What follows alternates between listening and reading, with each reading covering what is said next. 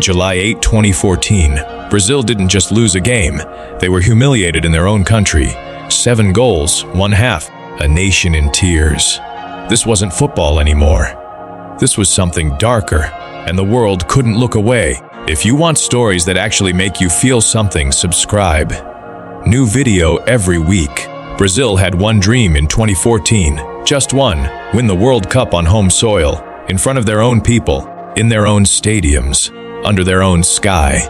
For a country that treats football like a religion, this wasn't just a tournament. This was destiny. This was everything. And for 80 years, they had been building toward this exact moment. Brazil is the only nation in history to have played in every single World Cup. They have won the tournament 5 times, more than any other country on the planet. The year was 2014, and the stage was set in a way that felt almost cinematic, almost too perfect. The host nation, the favorite, the team with the most passionate fans in the world. All of it on the line in a semifinal against Germany. Nobody, absolutely nobody, expected what came next. Let's go back to the beginning. When Brazil was announced as the host of the 2014 World Cup, the country erupted. Millions of people filled the streets. There were fireworks, music, dancing. It felt like a national holiday that lasted for years. But behind the celebration, something was quietly falling apart. Brazil's squad in 2014 was built around one man, Neymar Jr., the young, electric, almost mythical forward who carried the hopes of 200 million people on his shoulders every single time he touched the ball. He wasn't just their best player, he was their identity, their heartbeat. And in the quarterfinal against Colombia, with Brazil already through to the semifinals, it happened. A knee to the spine, one careless challenge, and Neymar was on the ground screaming, unable to move. The diagnosis came within hours: a fractured vertebra. His World Cup was over. Brazil had lost their soul before the biggest match of their lives. The night before the semifinal, Captain Thiago Silva was suspended after picking up a yellow card earlier in the tournament. Brazil would face Germany without their top scorer and without their captain and defensive leader. At the same time, most teams would have quietly accepted the situation and played for damage control. Brazil did the opposite. The atmosphere inside the Estadio Governador Magalhães Pinto in Belo Horizonte that evening was unlike anything the football world had ever seen. Over 58,000 fans filled the stadium. Millions more watched from homes, bars, and public squares across the country. The air was thick with hope, noise, and desperation. Brazil came out attacking. They were trying to win. They were trying to silence the fear. They were trying to prove that even without Neymar, even without Silva, they were still Brazil. Germany had other plans. The 11th minute, a corner kick, a simple, rehearsed routine. Thomas Müller, who had already scored 5 goals in the tournament, arrived at the near post with perfect timing. The goalkeeper barely moved. 1-0. The stadium went quiet for exactly 1 second. Then the noise came back. Brazil pushed forward. They still believed. But Germany had already seen something terrifying in that first 11 minutes. Brazil's defensive structure was completely broken.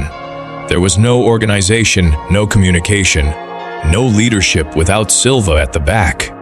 Germany's players were finding space like they were training in an empty field. The 23rd minute, Miroslav Klose, Germany's all-time top scorer, a man who had spent his entire career chasing a World Cup winner's medal, nodded in a second goal from close range. 2-0, the stadium fell silent again, but this time it didn't recover. 24 minutes, Toni Kroos, calm, composed, almost bored, curled a shot into the bottom corner. 3-0. 26 minutes, Kroos again. This time a simple tap in following a quick free kick that Brazil's players didn't even react to. 4-0. 4 goals in 6 minutes. Let that land for a moment. 4 goals, 6 minutes. In a World Cup semifinal against the host nation. The cameras began cutting to Brazilian fans in the stands. Grown men with tears streaming down their faces. Children who had come to witness glory, sitting in complete silence.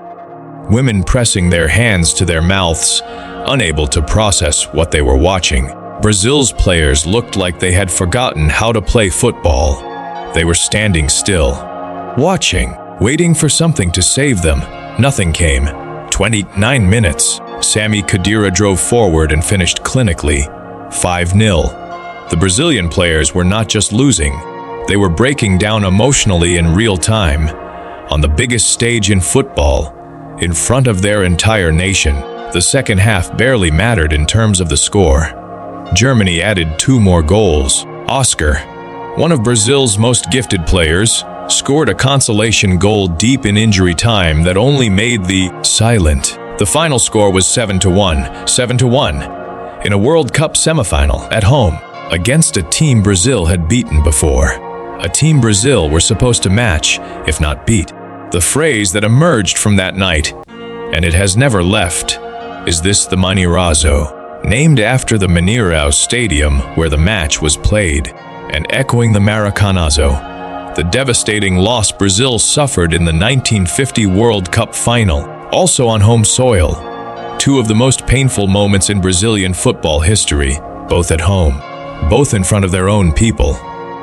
After the final whistle, German players celebrated, but even they looked slightly uncomfortable. There was no real joy in the German camp that night, more a sense of disbelief. Even they had not expected this. Philipp Lahm, the German captain, said afterward that the match had gone in a direction nobody in the squad had anticipated. They had prepared for a tough game. They got something else entirely. For Brazil, the psychological damage was immense. In the days that followed, Brazilian newspapers ran front pages with words like humiliation, disaster, and shame. Players were attacked on social. Some received death threats. The national team coach Luiz Felipe Scolari gave a press conference where he could barely speak, saying only that he took full responsibility and that there were no words to describe what had happened. But here is what most people miss when they talk about this match. Germany's performance that night was not just about Brazil falling apart. It was the result of years of planning, structural rebuilding, and a complete reimagining of how German football should work. After a disastrous performance at the 2000 European Championship tournament, where Germany failed to make it past the group stage, the German Football Association, known as the Deutscher Fußball Bund, launched one of the most ambitious football reform programs in history. They invested over 1 billion euros into youth development. They built over 360 academies across the country. They completely changed the style of play, moving away from the traditional German physicality toward a faster, more technical, positional game. The players on that pitch against Brazil in 2014, Müller, Cruz, Mesut Ozil, Mario Götze, were the direct products of that decade-long investment. Brazil's collapse was real, but Germany's dominance was earned. And yet, despite all of that context, the match will forever be remembered not for what Germany built, but for what Brazil lost. A nation lost its confidence that night. A generation of Brazilian footballers carried the weight of that scoreline for years. Some of them have spoken about it in interviews long after their careers ended. About the silence in the dressing room afterward, about not being able to sleep, about the shame of walking through airports back home and seeing the faces of fans who had believed in them. Neymar watched the match from a hospital bed, unable to play, unable to do anything. He has said in multiple interviews that it was one of the most painful experiences of his life. Not the physical injury, but watching his teammates go through that without him. The 2014 World Cup ended with Germany lifting the trophy 4 days later, beating Argentina 1-0 in the final thanks to a late extra-time goal from Mario Götze. Brazil finished 4th, their worst World Cup result since 1966. The Mineirão didn't just end a tournament, it ended an era. It forced Brazilian football to look itself in the mirror and ask uncomfortable questions about infrastructure, coaching, youth development, and whether the nation had been coasting on its legendary reputation for too long. Those questions are still being asked today. 2 that night in Belo Horizonte will never be forgotten. Not by the players who were on that pitch, not by the fans who watched it, not by anyone who understands what football means to Brazil. 7 goals, 80 minutes, and a wound that may never fully heal. The scoreline was 7-1. But the real number was much higher. It was the weight of 80 years of expectation crashing down in a single half of football. Some defeats change a player. Some defeats change a team. This one changed an entire country's relationship with the game they love most. If this story moved you even slightly, if you felt even a fraction of what those fans felt in that stadium, then you already know why this channel exists. We are here to tell the stories that go deeper than the scoreboard. The stories behind the tears, the silence, the moments that football history never lets you forget. Subscribe right now. Hit the bell so you never miss a story.